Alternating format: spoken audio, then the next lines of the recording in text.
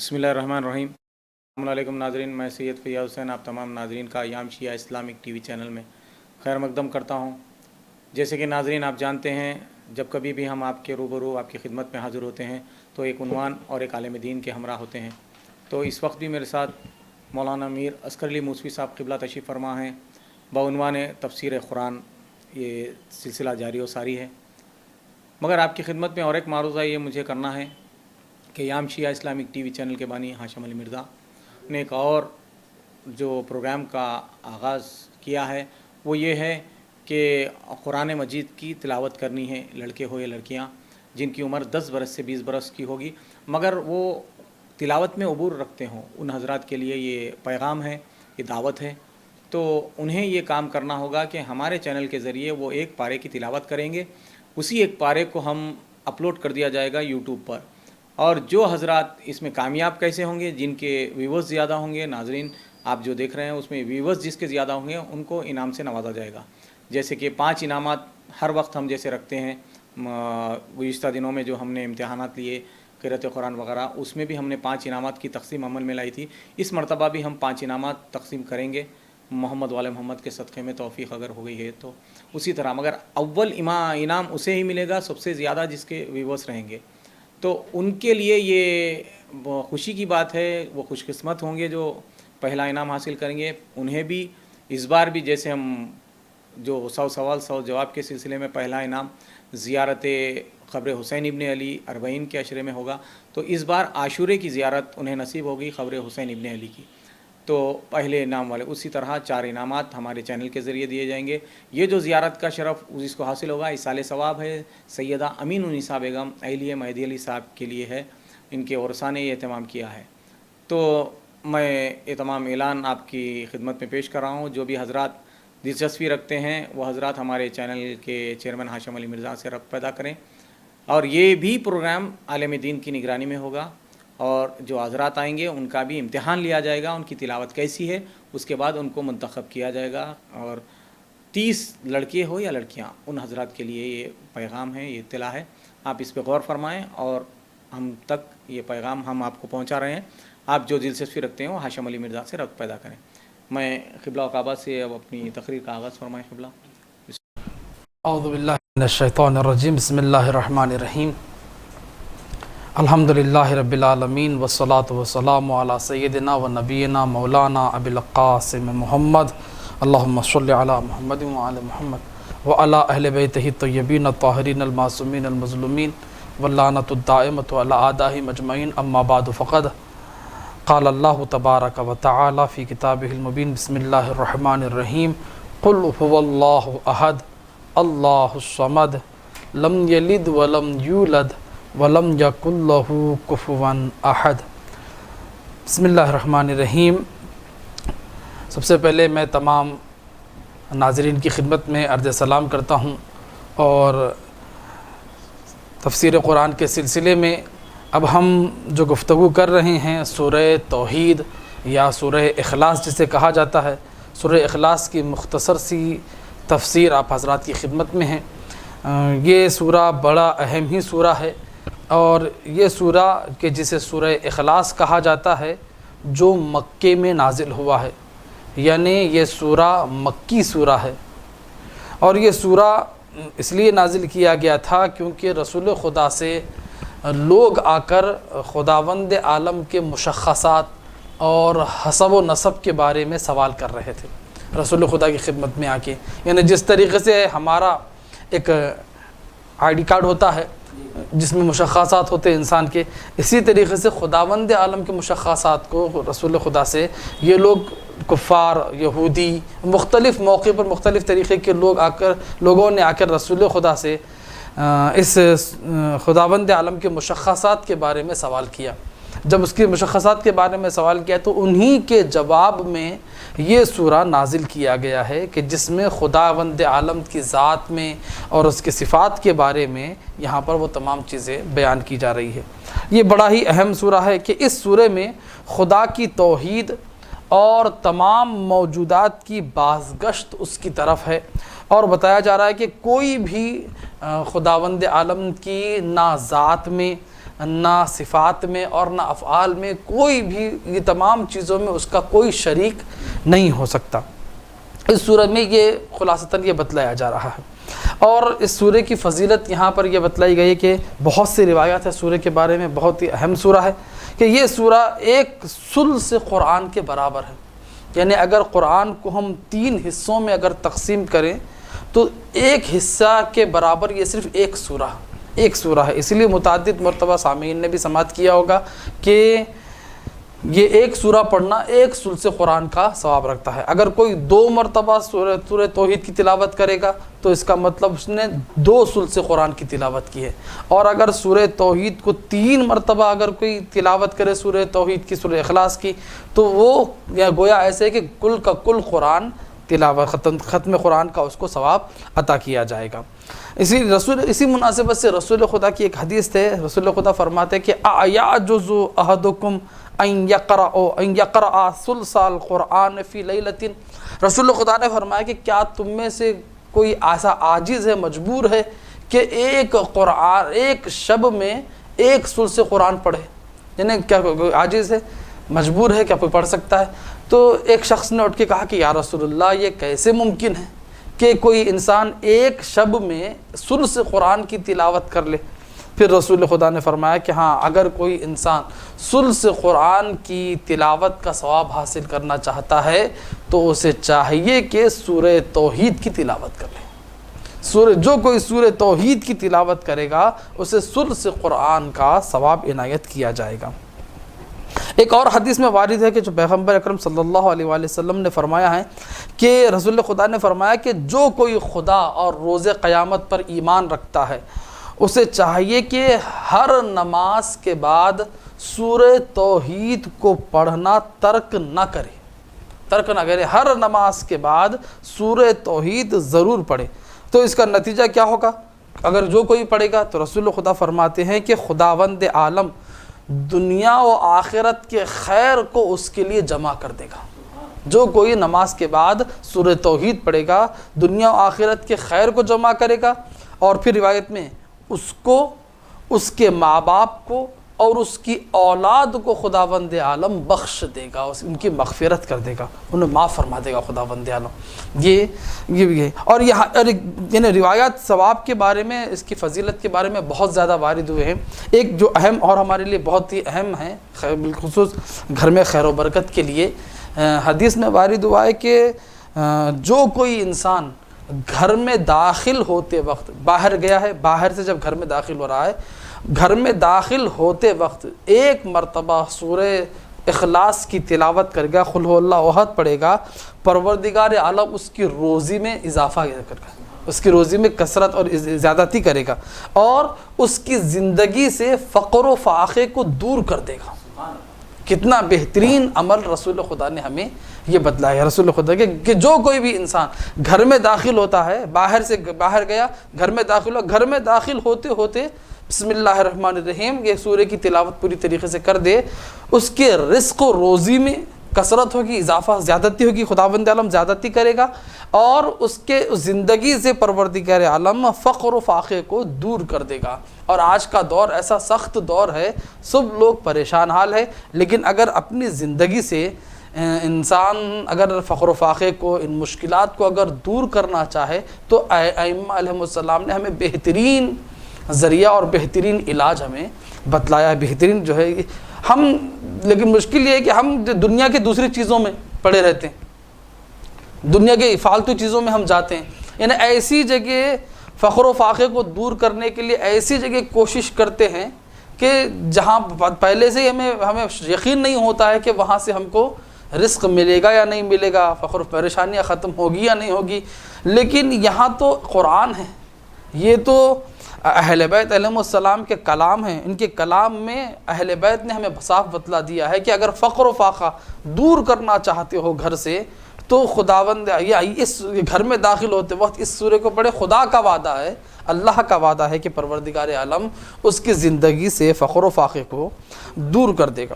اور یہ بس فضیلت میں ایک اور روایت آپ کی خدمت میں عرض کر دوں، چھٹے امام سے، امام جعفر صادق علیہ السلام سے یہ روایت ہے کہ آپ نے فرمایا کہ رسول خدا سے نے فرمایا کہ جب رسول خدا نے جب سعد ابن معاذ کے جنازے پر نماز جنازہ پڑھی تو نماز جنازہ پڑھنے کے بعد فرمایا کہ اس جنازے پر جبرائیل امین کے ساتھ 70,000 ملائکہ نے نماز پڑھی ہے، 70,000 ملائکہ نے نماز پڑھی ہے۔ اور رسول خدا نے فرمایا کہ میں نے جبرائیل امین سے پوچھا کہ اے جبرائیل، اس کا ایسا کون سا عمل تھا کہ جس کی وجہ سے یہ ملائکہ کے آنے کا اور تمہارے یہاں پر نماز پڑھنے کا مستحق بنا ہے، حقدار بنا ہے، یہ کون سا ایسا عمل کرتا تھا؟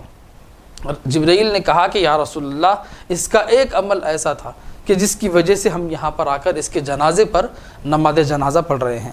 اور اس کا عمل کیا ہے؟ اس کا عمل ہے کہ یہ اٹھتے بیٹھتے، سواری کرتے ہوئے، پیدل چلتے ہوئے، ہر موقع پر سورہ اخلاص کی تلاوت کرتا رہتا تھا۔ ایک چھوٹا سا سورہ ہے، دکھائی دینے میں الفاظ میں، کلمات میں 4 آیتوں کا سورہ ہے، مختصر سا سورہ ہے، لیکن اتنا ثواب ہے اس کا کہ یہ 70,000 ملائکہ نے اس کے جنازے پر نماز جنازہ پڑھی ہو، اس کا ثواب یہاں پر یہ ہے۔ اس کے علاوہ بھی اور بھی بہت سے اس کی اہمیت کے بارے میں بھی ہے کہ آخر چوتھے امام نے فرمایا کہ آخر زمانہ کے لیے یعنی سورہ توحید میں اتنے معانی ہیں کہ آخر آنے والے زمانوں کے لیے یہ سورہ توحید اور سورہ حدید کے کچھ آیتیں ہیں جس کے لیے بیان کیا گیا تاکہ آنے والے لوگ اس کی اہمیت کو سمجھیں گے۔ اور انشاءاللہ آپ دیکھیں گے بھی روایات میں اور احادیث میں جتنا بھی ممکن ہو سکا تفسیر میں بیان کیا جائے گا۔ تو لہذا سورہ کا آغاز اس طریقے سے ہو رہا ہے کہ قل هو اللہ احد، کہہ دیجئے کہ خدا یکتا و یگانہ ہے۔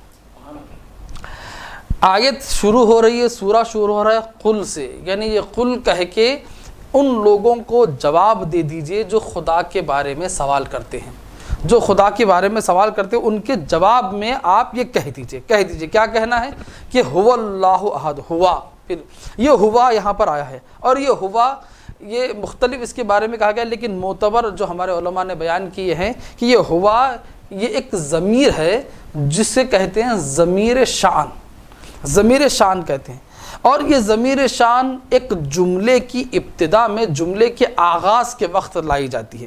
اور یہ کیوں لائی جاتی ہے؟ یہ اس لیے ضمیر شان یا ضمیر قصہ اس لیے لائی جاتی ہے کیونکہ کبھی کبھی ایک مبہم مفہوم کو جو بیان کرنا ہوتا ہے، یا ایک سامعین کے، سننے والے کی توجہ کو اپنی طرف جلب کرنا ہوتا ہے، جب اپنی طرف توجہ کو کرنا ہوتا ہے تو پہلے ایک ضمیر لے کر آتے ہیں تاکہ سننے والا متوجہ ہو جائے، اس کی طرف متوجہ ہوں۔ اور یا یہ کہ اس لیے بھی لایا جاتا ہے، ضمیر شان و قصہ اس لیے استعمال کی جاتی ہے تاکہ جو بعد میں جو جملہ کہا جانے والا ہے، جو بعد میں جو جملہ آنے والا ہے، اس جملے کی اہمیت کو بتلانے کے لیے ضمیر شان یا ضمیر قصہ استعمال کی جاتی ہے۔ تو یہاں پر دیکھیں، اس لیے یہاں پر کیا ہو رہا ہے؟ قل هو اللہ، ہوا سے جو ہے یہاں پر گفتگو کا آغاز ہو رہا ہے کہ ہوا، پھر اس کے بعد جو جملہ آ رہا ہے اللہ احد، اللہ احد، اب یہاں پر اللہ سے استعمال ہو رہا ہے، اور اللہ جیسا کہ ہم جانتے ہیں کہ اللہ کیا ہے؟ یہ خدا کا اسم خاص ہے، خدا کا اسم خاص ہے، یعنی اسی ایک لفظ کے ذریعے سے ان تمام صفات جمال و جلال اس کے نام کے سوا اس کی طرف اشارہ ہو جاتا ہے۔ اور یہ دیکھیں دوسرے صفات جمال و جلال جو ہے وہ کسی دوسری ذات کی طرف بھی استعمال ہو سکتے ہیں، لیکن یہ اللہ ایسا نام ہے کہ جو سوائے خدا کے اور کسی پر صادق نہیں ہوتا۔ آپ پھر بھی جو دوسرے صفات کے جو نام ہیں، جیسے مثال کے طور پہ رحیم ہے، جلیل ہے، کریم ہے، یہ دوسرے نام ایسے جو اللہ کے علاوہ کسی اور کے لیے بھی استعمال ہو سکتے ہیں، لیکن لفظ اللہ یہ اس میں خاص ہے ذات پروردگار عالم کے لیے، یہ جو کسی اور پر غیر خدا کے اوپر اطلاق نہیں پاتا ہے یہ لفظ اللہ۔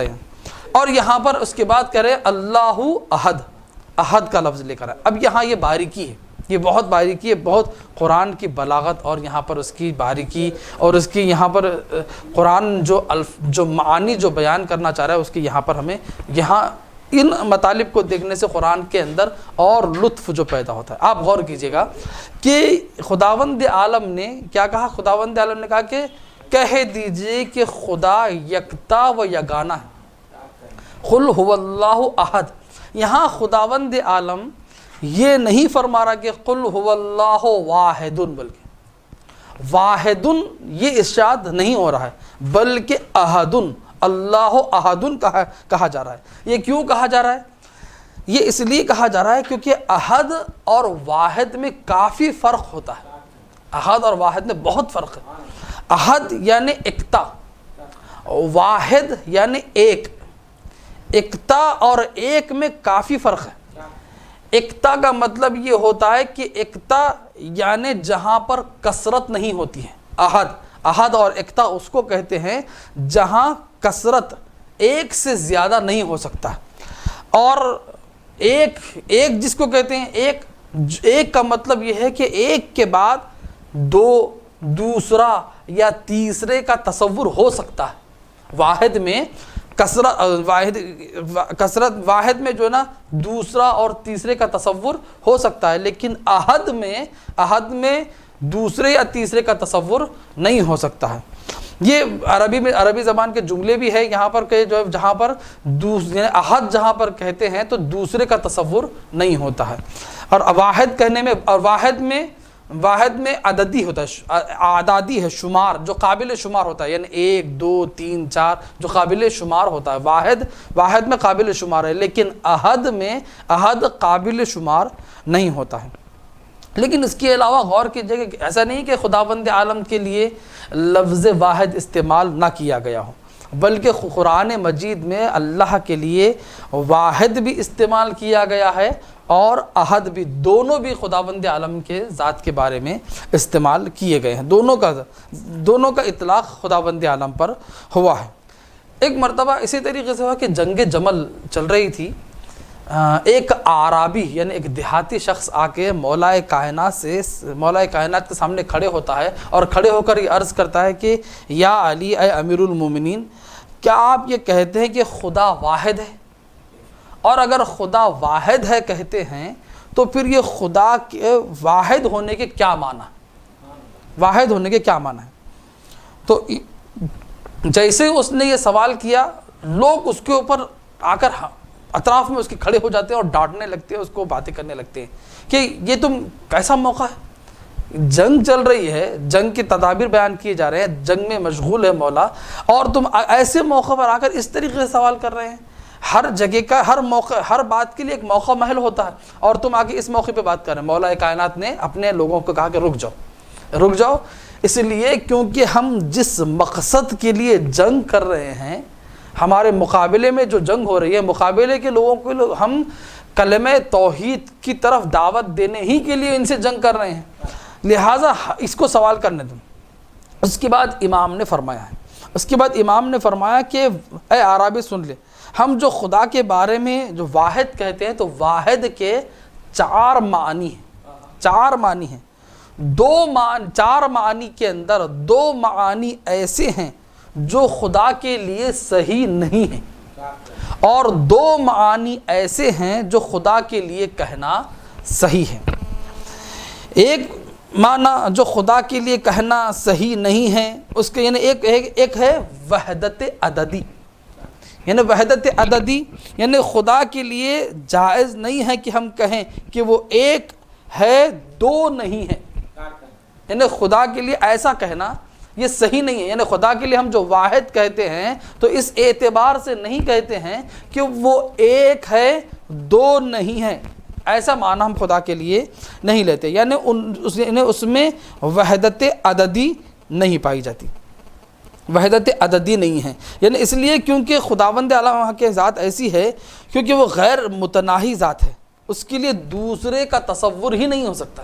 ذات خدا کے لیے دوسرے کا تصور نہیں ہو سکتا، جب دوسرے کا تصور نہیں ہو سکتا ہے، جب ثانی کا تصور نہیں ہو سکتا ہے، تو ہم جو خدا کو واحد کہتے ہیں تو وحدت عددی مراد نہیں ہے یہاں پر۔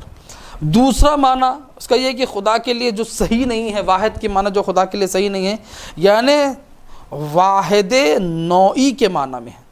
واحد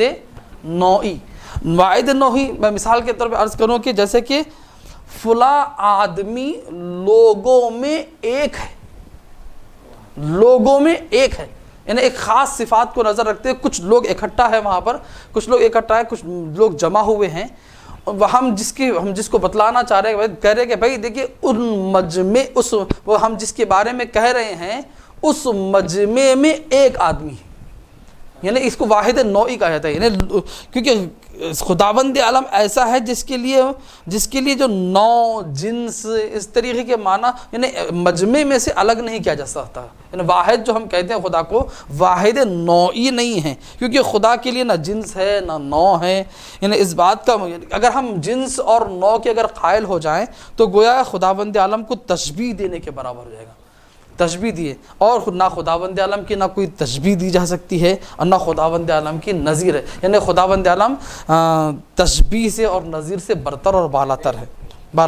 اور جو دو معنی واحد کے جو اور دو معنی ایسے ہیں جو خدا کے لیے صحیح معنی ہے، یعنی خدا کے لیے ہم جو استعمال کر سکتے ہیں. پہلا معنی یہ ہے کہ کہا جائے کہ خدا واحد ہے، یعنی اشیاء عالم میں کوئی اس کی شبیہ نہیں ہے. یعنی واحد کا مطلب یہ ہے، یعنی جو خدا کے لیے ہم جو واحد لفظ واحد استعمال کرتے ہیں، اس کا مطلب یہ خدا کی شبیہ، خدا جیسا، خدا کا نظیر کوئی نہیں ہے. اور امام نے فرمایا کہ ہاں ہمارا خدا بے شک ایسے ہی ہے. ہم جو واحد کہتے ہیں خدا، یقیناً کیونکہ خدا ایسا ہے کہ جس کا مثل، اس کی شبیہ کوئی نہیں پائی جاتی، اس کی مثل اور شبیہ کوئی نہیں پائی جاتی ہے. اس کے مثل ضرور پائے جاتے ہیں لیکن مثل نہیں پائی جاتی ہے. اور جو دوسرا معنی، جو آخری معنی ہے، اس کا یہ معنی ہے کہ جو پروردگار کے لیے عہد جو خود صحیح ہوتے ہیں، عہد کے معنی یعنی پروردگار عالم احادی المعنی ہے، یعنی اس کی ذات ناقابل تقسیم ہے. یعنی دیکھیں یہ بہت بڑا توجہ، یعنی تھوڑا سمجھنے کی چیز ہے، یہ ناقابل تقسیم ہے. یعنی خداوند عالم کو نہ ہم خارج میں، باہر نہ خدا کو تقسیم کر سکتے ہیں، نہ ذہن میں بھی خدا کو تقسیم نہیں کر سکتے ہیں. خارج میں تقسیم کرنا، جیسے مثال کے طور پر ایک قلم ہے، قلم کو آپ دو ٹکڑے کر دیجئے، باہر کیا ہو گیا، یہ دو حصوں میں تقسیم ہو گیا. کپڑا ہے، کپڑے کو بیچ میں سے کاٹ دیجئے، یہ کپڑا کیا ہو جائے گا، دو حصوں میں تقسیم ہو جائے گا. انسان کا جسم بھی ایسے ہی دو حصوں میں اس کا کیا ہو جائے گا، آدھا دھڑ سے لے کر پیروں تک یہ آدھا جسم. یعنی کیا ظاہری لحاظ سے خارج میں دو حصوں میں تقسیم ہو سکتا ہے. خداوند عالم ایسا نہیں ہے، نہ خدا خارج میں قابل تقسیم ہے، یا یہ کہ یا دوسرا کہا جائے کہ ذہن میں بھی وہ قابل تقسیم نہیں ہے. یہ تھوڑا سمجھنے کے لیے تھوڑا دقت ہو سکتی ہے. جیسے مثال کے طور پر ہم موجودات کو اگر لیں، جیسے انسان کو اگر لیں، جیسے انسان جو موجود ہے، انسان دو طریقے کا موجود ہے. ایک کیا ہے، انسان کا ایسا ہے کہ جس کا جسم ہے اور جس کی روح ہے. آپ خارج میں اس کو الگ الگ نہیں بتلا سکتے کہ ایک ایسا انسان نہیں بتلا سکتے کہ بھئی یہ انسان کا جسم ہے، یہ انسان کی روح ہے. خارج میں روح کو ہم نہیں بتلا سکتے، لیکن ذہن میں آ کر ہم تصور کر سکتے ہیں. ذہن میں آ کے تصور کر سکتے ہیں کہ ہاں انسان کا جسم الگ ہے، انسان کی روح الگ ہے. یا انسان کے خود اس کی ذاتیات کو بھی ہم الگ کر سکتے ہیں. انسان ایسا ہے جس کے اندر کچھ جانور کی خصوصیات پائے جاتے ہیں، کچھ اس کے اندر ملکوتی یعنی روحانی خصوصیات پائے جاتے ہیں. یہ خارج میں ہم الگ نہیں کر سکتے، ذہن میں الگ کر سکتے. یعنی دیکھیں آپ، یعنی ایک انسان ہے جس کو ہم دو حصوں میں تقسیم کر رہے ہیں، لیکن ذات خداوند عالم ایسی نہیں ہے. ذات خداوند عالم ایسا نہیں ہے. خداوند عالم کو ہم آ کے نہ خارج میں، جیسے ایک کپڑے کو دو حصوں میں تقسیم کر رہے ہیں، ایک قلم کو دو حصوں میں تقسیم کر رہے ہیں، خارج میں الگ الگ کر دے رہے ہیں. یا ایک انسان کو ہم دو حصوں میں ذہن میں کیا کر رہے ہیں، بانٹ دے رہے ہیں. ایک اس کے اندر ایک حصہ ایسا ہے جو حیوانیت کا حصہ ہے، ایک حصہ ایسا ہے جو ملکوتی ملائکہ کا یا جو روحانی حصہ ہے، ذہن میں آ کے الگ کر. لیکن ذات خدا ایسی ہے کہ جس کو ہم دو حصوں میں تقسیم نہیں کر سکتے، نہ خارج میں حصہ کر سکتے نہ ہم آگے کر سکتے ہیں. یہ خداوند عالم کے لیے واحد اور احد کے معنی ہے. انشاءاللہ تعالی آگے کی کچھ اور تفسیر ہے جو انشاءاللہ تعالی آپ حضرات کی خدمت میں عرض کی جائے گی. بس اس میں عرض کیا جائے گا ناظرین، اور اسی کے ساتھ ہم اس پروگرام کا اختتام کرتے ہیں. خدا حافظ، فی امان اللہ. مولا علی علی مولا علی علی مولا علی علی علی علی علی مولا علی علی مولا علی